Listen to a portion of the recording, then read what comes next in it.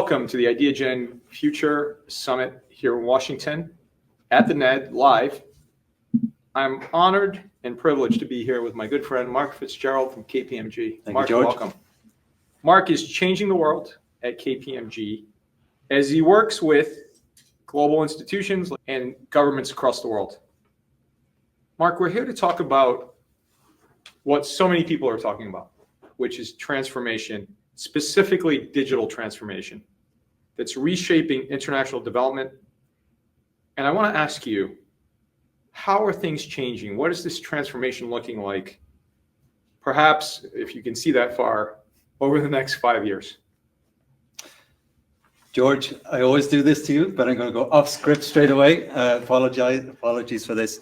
I want to recognize today is the 6th of June, so D-Day, 81 years ago. And a lot of your conversations today are the future of education, healthcare, and so forth. But if I think back to that day and how it shaped the future that we have all lived through for the last 81 years, it's really quite pivotal. So everything you mentioned, where I focus my time with the World Bank, the UN, and so forth, all those institutions were established after World War II. And that world order still exists today. I know some people have a view that it's under attack, and a lot of people have a lot of opinions about it. But that order has been in place, that structure has been in place for 8 decades.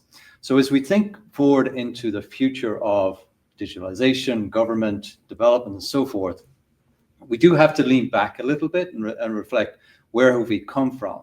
Because our perspective is different, whether we've been around for the eight decades, whether we've been around for 1 decade, because how we embrace technology will change on that perspective. One quick anecdote. I got an Uber in here today, and this is an overlay on digitalization, trust, and innovation. This Uber driver was great. His name is Jose. He came from, I think, Mexico about 20 years ago. And he was full of chat. And he wanted to tell me about another passenger he had previously in his Uber. And this guy, he didn't know who he was, but he was telling him a story. He said, "Oh, I ordered something from Amazon, and I had 5 packages arrive at my doorstep. And then when I got home, there were 3 packages in my home. And I wondered, where did the other 2 go? Because I got a picture from Amazon to say, here are my 5 packages when they were delivered." So he trusted that they arrived when they said they were going to arrive. So he asked his housemate, where did the other 2? He said, "No, I didn't take them, whatever." So they went into their Ring, the webcam on the door, to see what happened. And what happened was the the Amazon driver brought the packages, put them all out, the 5 of them, took a picture, and then picked up 2 and left. So my point here is, we have a certain degree of trust through that digital platform that what we order will arrive. We also have a degree of trust that who's delivering those packages will deliver them and leave. So your immediate thought is, who from the street took those packages? But it wasn't. It was the actual driver. So trust is inherent in the use and interaction of the digital platform. What was interesting, though, just to round out the story, the other passenger he was talking about ended up being an Amazon VP, because, of course, they've got a big base here in Crystal City. He was appalled because he was relatively high level. He doesn't get to hear these stories. He gets to hear of the theft, but your immediate thought is not from the drivers. It goes from elsewhere. So the process of taking the pictures is to help the customer understand Amazon has delivered on its promise. Sure. But the trust in the delivery mode and the driver, that's where he was taken aback. So it was a human-centered story wrapped in a digital experience. Wow. Speechless. Yeah. Yeah. So, sorry, what was the question? I completely went off topic. but how it relates, sorry, George, how it relates to international development. So I noticed you have another segment straight after this one around AI and how it is going to impact the future of any particular sector, particularly government. But I notice in this next segment, your focus is on the future is already here. And I really want to stress that point. We all interact with technology in different ways. I'm pretty much a dinosaur, but I interact with it. The future is already here. AI is not abstract. AI has actually been around for a long time, largely around robotics, data analytics, and so forth. Generative AI is more recent, but we are already moving into agentic AI. So the point I think I would leave anyone with is the future is already here. You just have to make the choice around what that means for you, either by sector or geography or what you want to do personally. Everything is going to be a little different on your perspective, but it isn't something that you should wait to understand the impact of on your life. Mark, you've been talking about this for a long time, from the UN, from us convening at the UN, at the NASDAQ, all over the world. And could you, for our global audience, describe what does generative AI mean? And what you just said, agentic, is here. I understand it because we've talked about it, but what for the global audience is agentic AI? So let me give you some examples to kind of bring it to life. Everything is rooted in data, and how you gather that data, how you analyze that data, that has been in place now for some time. So that's kind of the origins of how we interpret intelligence based on a digital platform. Then we moved into generative AI, where it's a little bit more interactive. And I'll give you a very quick anecdote on this. Just last week, we had a team meeting with my team, and there were two members whose birthday began in the year 2000 and whatever. So they were not born in the 20th century. So they were like 22, 23. And the way they described their interaction with generative AI was not as a tool, but as a colleague. So I kind of blew my mind a little bit, because I'm being messaged to think about generative AI as a tool to improve efficiency. The way they describe it is they have their own device, their laptop, and then they have another device. They open up both, they turn on both when they come to the office every day, and they interact from the human engagement through their normal device, and then through this other device where generative AI is deployed. And that interaction is seen almost like a colleague-to-colleague relationship. So hopefully that gives you some perspective. It's all based on the same data and the interaction and the interrogation of that data, but it's how it's viewed and how it's deployed has changed dramatically. And then when we get into agentic AI, then we're into what that device can do in advance of you interacting with it. So it could be as simple as predictive vacations. We see you like these type of vacations in your past.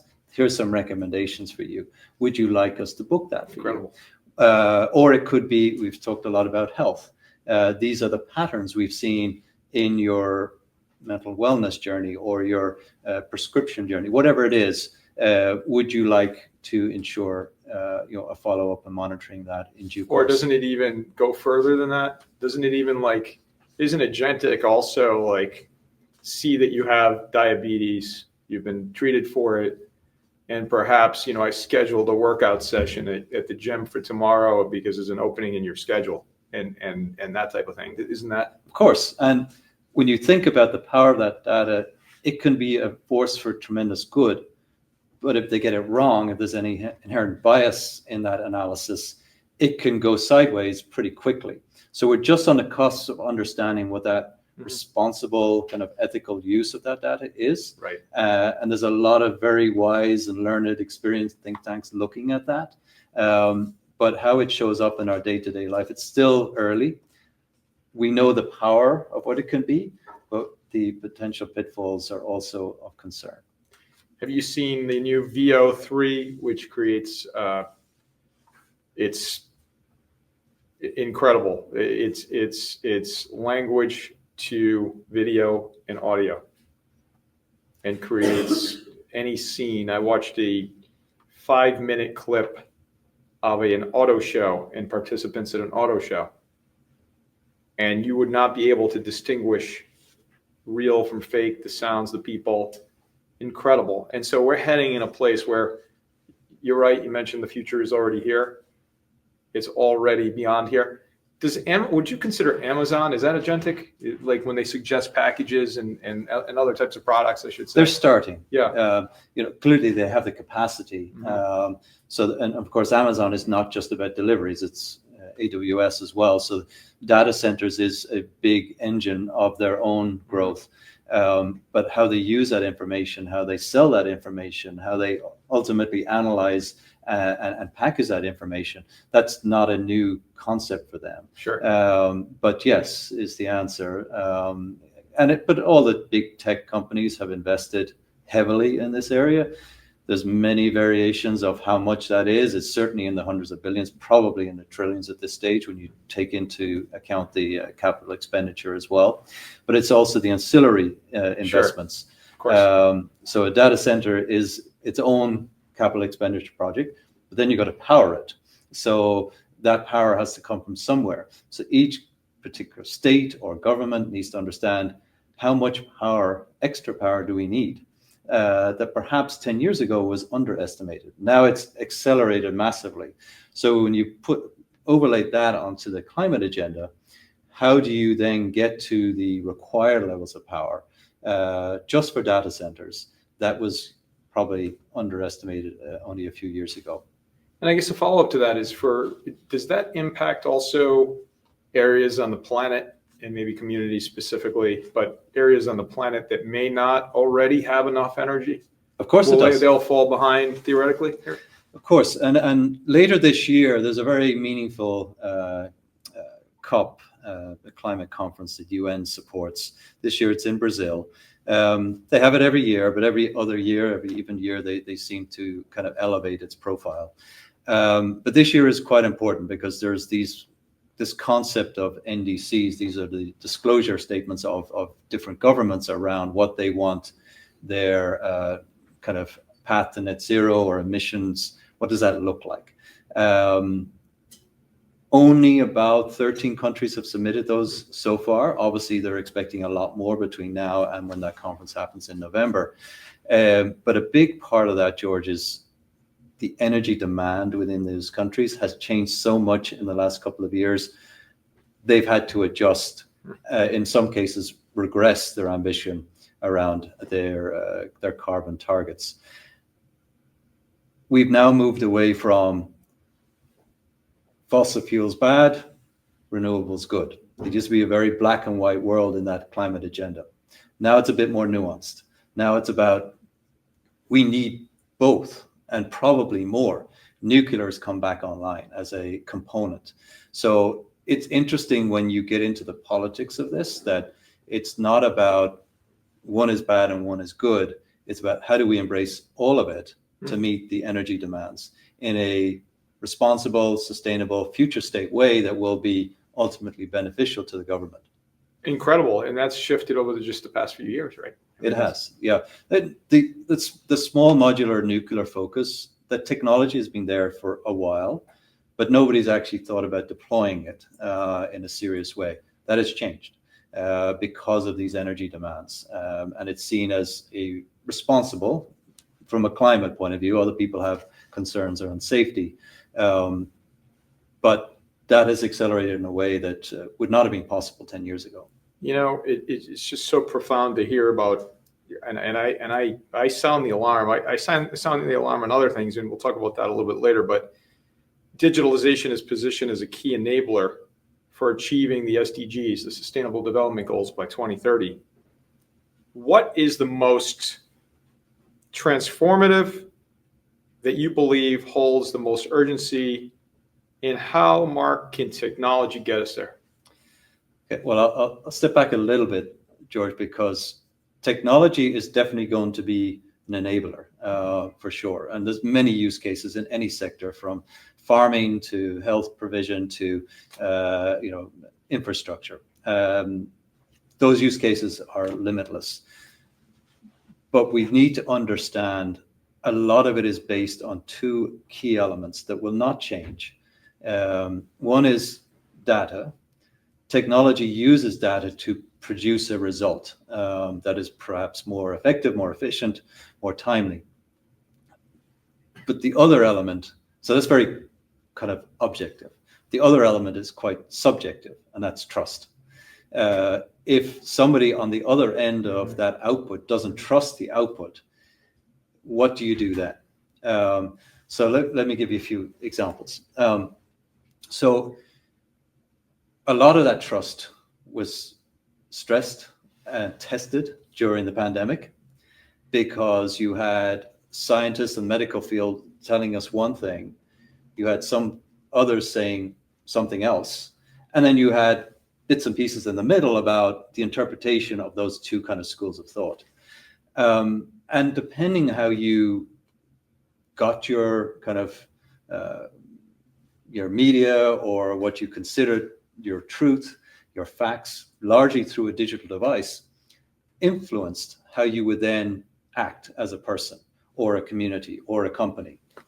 So for us, it's about putting technology and digitalization into the context of what it means to the individual, what it means to the context of what that individual is expected to do, whether it's on the kind of professional, corporate side, or on a personal side.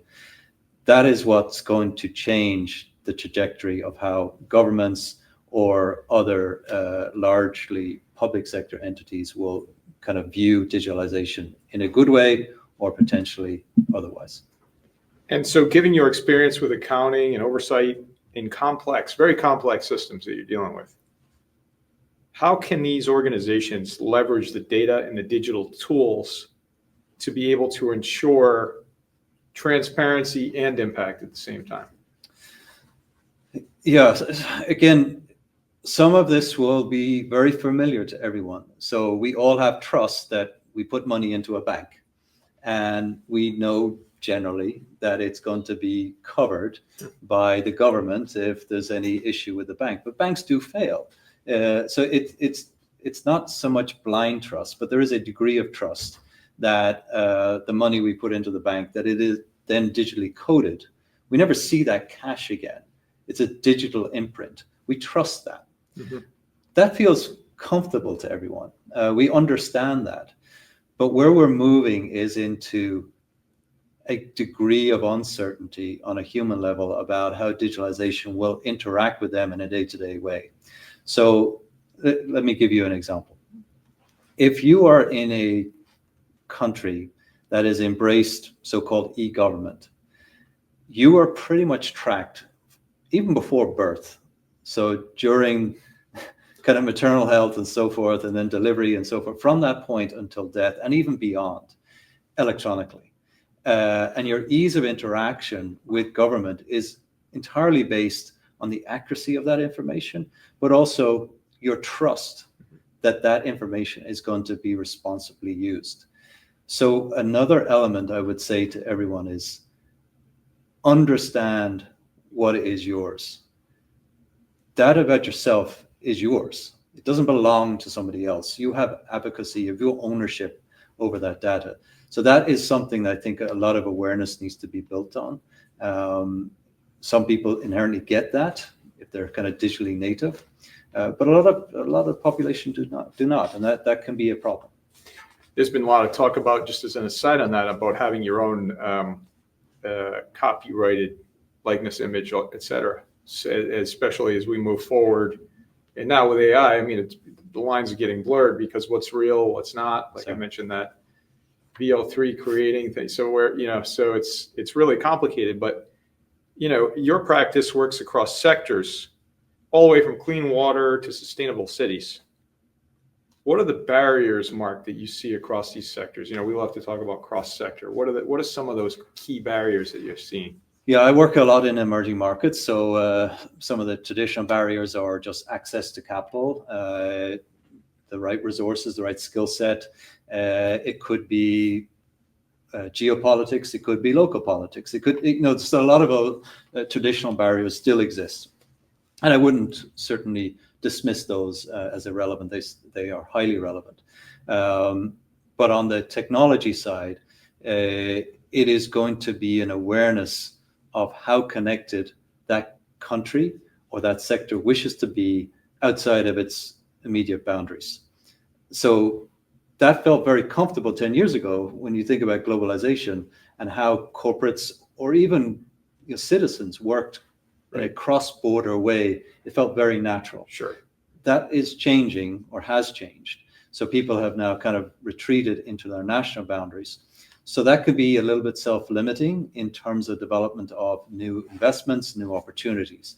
Because in the digital world, those national boundaries are largely, I wouldn't say irrelevant, they are relevant, but they're less impactful as a barrier. So you need to understand that if you're going to invest in a either digital investment itself or a digital enabled investment, getting access to international and global resources is key. The other thing I would mention in terms of barriers is going to be what other actors in an investment do you need to interact with and trust. Let me give you a very quick case study. We're working with a coal plant in Asia, and we're trying to create a financing deal where they have an early decommissioning of burning coal.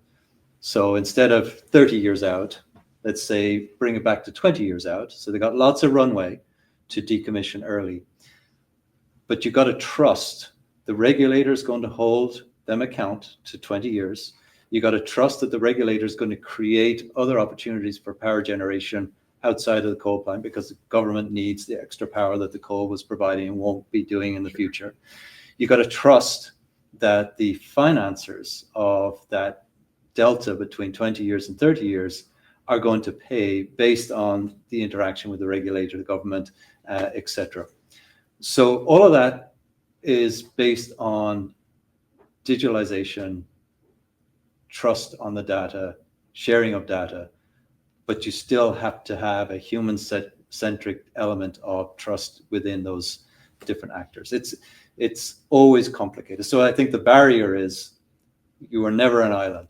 You've got to understand where you interact. How do you ensure that trust? It's come up quite a few times during this conversation. How do you monitor and ensure that trust remains in place? We used to be very focused on, in DC, trust but verify was a term that was thrown around for a few decades, but it actually is quite meaningful. We would never go in with blind trust in a business transaction, but there was a degree of trust, an alignment of values or alignment of expectations or mutual benefit.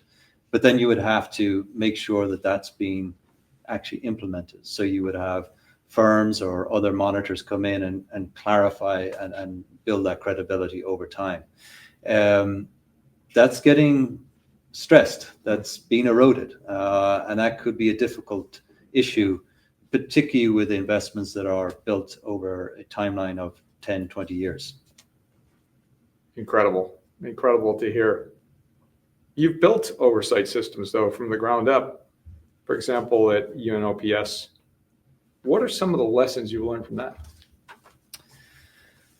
So, the two big things I would mention. Human nature is ever present. It looks and feels a little different in this digital age, but unfortunately, we are frail and we are prone to error. And if there's opportunity, you will have bad actors. That's a common truth, and that is going to remain so. What you try and do is mitigate the impact of that. So use your resources in terms of oversight, intervention in a way that won't go after the 1 cent in the dollar. You're going after the dollar in the dollar. You're going after the big picture items that have a meaningful impact. So that would be the first element. The second is going to be never assume that expectations are aligned, because you have to understand the motivation of different actors about what they're expecting out of a deal or a transaction. And that changes, particularly when you've got governments involved because of their cycle and politics and so forth. So you got to constantly reevaluate that. And that can be hard. That can be hard. International donors, multilateral organizations, they're shifting their approach because of politics, because of digital disruption, because of emerging technologies. How do we decipher that, Mark? What are you seeing there? Yeah, so we know that we're in a period of disruption, certainly in the international development field, and particularly with respect to how the US government wishes to engage in the use of its foreign assistance, which is very meaningful.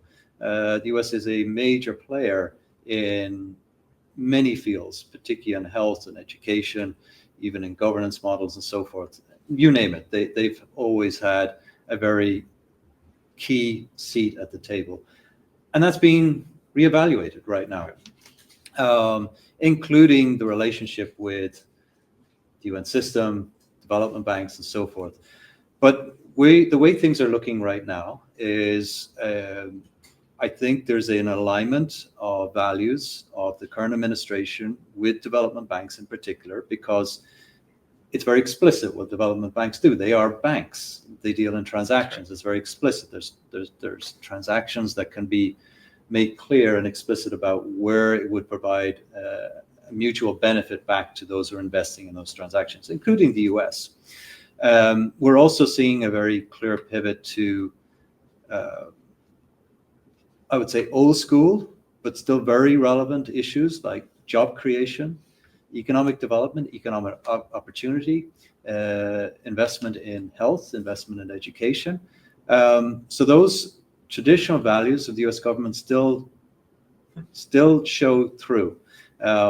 We still have a bit of time to figure out what that looks like in practice, but we are beginning to see that realignment happen in real time. Fascinating. And so impact investing as well, you're heavily involved in impact investing. And it's gained so much traction across the development space. From your perspective, Mark, what's needed to move from good intentions to actual measurable and sustainable impact and results? So let me state first that for the last, I would say, 5+ years, there's been a very clear statement by the impact investing fields that there is plenty of money, there are plenty of problems. Therefore, how do we make sure the money gets to where the problems or the opportunities, whichever way you want to phrase it, how do we make sure that happens?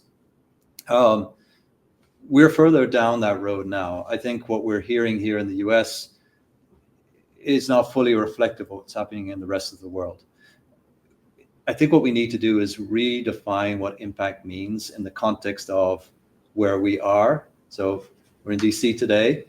Impact could mean what's in the interest of the US or what's in the interest of a particular community.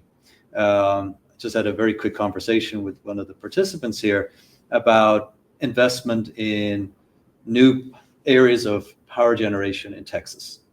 It's still on the agenda. It's still happening. Those transactions have been in the works now for many years, and they will remain so because our populations continue to grow, our demands continue to grow. So state by state, we still have our ambitions about what impact we need to achieve.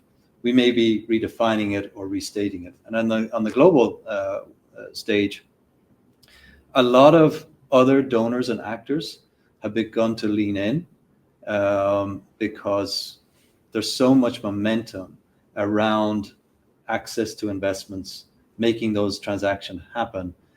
The momentum has kind of gone beyond the tipping point now. This isn't something that we need to convince people is the right thing to do. It's also financially the right thing to do. So I've noticed in the last 3 or 4 months that on the world stage, it's like, okay, we're getting on with the business as usual. Is that right? That's great. That's incredible. And so you saying that in terms of the updates here is incredible to hear, because you're working with over 70 countries in your portfolio.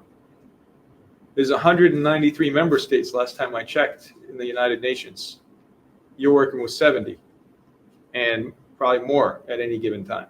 It fluctuates, I'm sure. How do you navigate tailoring solutions to these countries and nations, and then juxtaposing upon that local context while maintaining global standards and consistency. How do you do that? So this is where digitalization has a big part, because of course the zeros and ones are going to be a 0 and 1 in any context, in any culture. It's how you apply that will feel and look a little different. So it could be language, it could be the analytics, it could be the output of the analytics. That's what will change at the local level. But you have to understand what is the problem or the opportunity you are seeking to address through digitalization. So in some places, it's purely about providing survival support in healthcare, whereas in other contexts, the survival piece is largely taken care of. We're more invested in how we make people thrive. Right. So the context is everything, but the constant is tech can enable a more efficient and effective and timely kind of solution. But you gotta kind of make it relevant, not just to the country, but to the individual in that country that you're willing to interact with. So human-centered design remains highly relevant, even in the digital world. But what that looks like and feels like by country, by sector is quite varied. Let me digress for a second and ask you a question I think a lot of people around the world are wondering.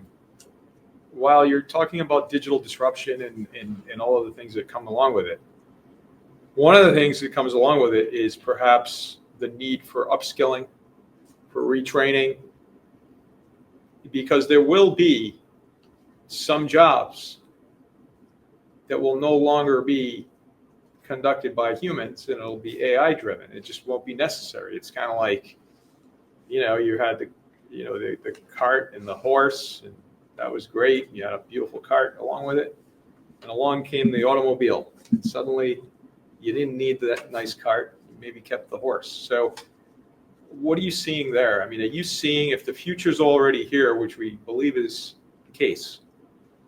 What is there something that folks aren't ready for, perhaps, that you're helping to sound the alarm on?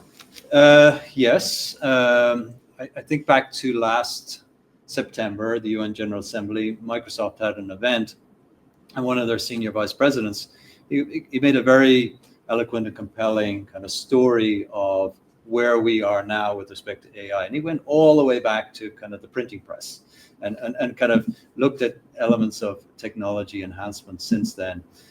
So he's put it into that context. Think of how the printing press changed pretty much all our lives, the world, in such a dramatic fashion. They see it in the same vein, and probably then some, because of the scale and the volume and the acceleration that we can have in the modern world. I say that because how people engage with the use of AI will not just determine what they will do in their job, but it will determine how that job will ultimately be shaped for the next person in that job. Does that job exist or not? So it's something we all have to embrace individually, but it's also going to have a significant role in reshaping how workplaces kind of look and feel in 3 to 5 years' time. We're not talking decades here. George, I've said to you before, even at a firm like ours, we've already adjusted our campus recruiting headcount figures for 2029 and 2030. That's how far we're thinking in terms of not just numbers, but the skill set.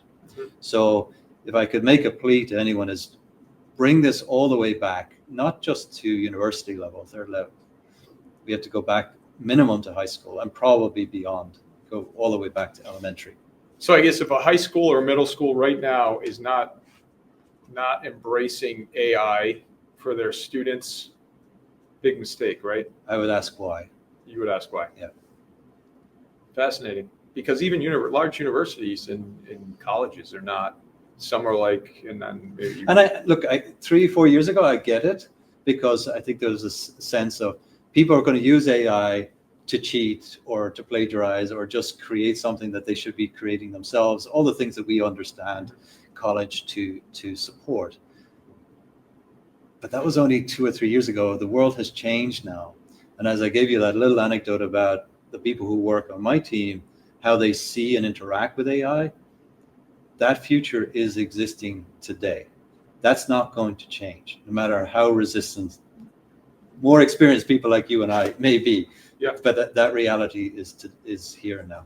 Will entire profession, just a prediction, and we don't want to single out a single profession or anything else, but will entire professional services, maybe not necessarily what you do, Mark, so I don't want to single that out. Just like will things change so dramatically? Let's pick on lawyers for a moment.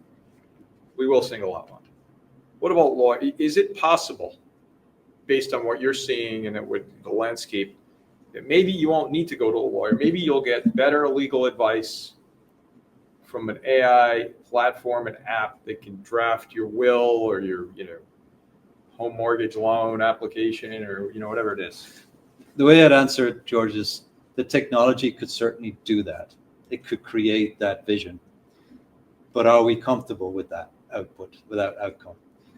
Because I could see myself in a position where I'm comfortable that the lawyer I would work with would be 90% driven by what technology can produce, but I want to have that validation from a person. But that's you. That's me. But so maybe your colleagues that have the two computers, yeah, and the colleague which one is AI would say, well, I don't need to talk to someone. Just like the ATM. That's right. Or the bank branches where I still like to go in and say, hello, I'm here, I'm depositing, or I still write checks. What's that? So we've come back full circle to trust. Yeah. And trust is relative depending on your perspective. So my trust would be the validation by a human. Somebody else may have a different view. And that's where we are right now. That is evolving in front of our eyes. Are we ready? We have no choice. It's already here. So we have to embrace this and acknowledge the opportunities, but also the potential pitfalls. As I mentioned earlier, a lot of very smart people have written a lot of ideas of how to best utilize these emerging technologies. Let's not wait to engage on a personal level. Private sector. What role do you see the private sector partners, especially in consulting and assurance, playing in advancing inclusive innovation across the development ecosystem? I'll make this very quick. We have to interact with technology in a way that will build trust, either in capital markets or the customers, and we need to understand that context of what that means. So is that going to be responsible or socially ethical? That can mean a lot of different things to a lot of different people. So know your audience and build technology to deliver accordingly. And that will look and feel very different depending on the country and the sector, but the technology will be very consistent. And Mark, just a few years ago, you were doing an interview, and I think we were at the UN or at the NASDAQ, and we were talking about 2030. And here we are, just 5 years away from 2030. Seems like it was, a million years ahead. What gives you, Mark Fitzgerald at KPMG, the most hope about our ability to align technology, policy, and capital for global good? George, I've said many times to you that the Sustainable Development Goals are like a code of ethics for humanity. I still believe that. Largely they're aspirational and certainly have become so because we've regressed on many of the key metrics, largely because of the pandemic. And then, a lot of governments don't have the same amount of resources or attention to be able to focus on some of those key metrics. But those needs in the world still exist. And where there is a need in the world, you have to meet the need. That's just a moral obligation we all have. So the private sector is engaged with that, whether they know it or not. So what I mean by that is private sector invested in their communities, wherever they want to sell whatever they're selling or engage in what they're producing. They need to have a vibrant community to work with. That's just inherent in their business model. So as we think out 20, 30 years, private sector isn't the panacea. It's not going to be the one and only thing to save the world. I don't go to that lofty level. but it is a big, big player in making sure that we advance on what we need to. Mark Fitzgerald, what is your call to action for our global audience here in your role at KPMG? Two things. One would be, on a personal level, understand that generative AI, agentic AI, it's not the future, it's already here. Understand what it means to you individually, understand what it could mean for you and your role, and embrace it. And the second is, whatever role you are in, understand that that role has already changed, even if you don't feel like it has, and you get to shape that future through the work you're doing today and through that personal engagement and use of technology. So the avoidance of that engagement means a lot of things may be done to you. You have an opportunity to influence what that future looks like for you individually, and also for your role and your sector, etc. Mark Fitzgerald, KPMG, leading the way. Thank you, George. so very much. Thank you.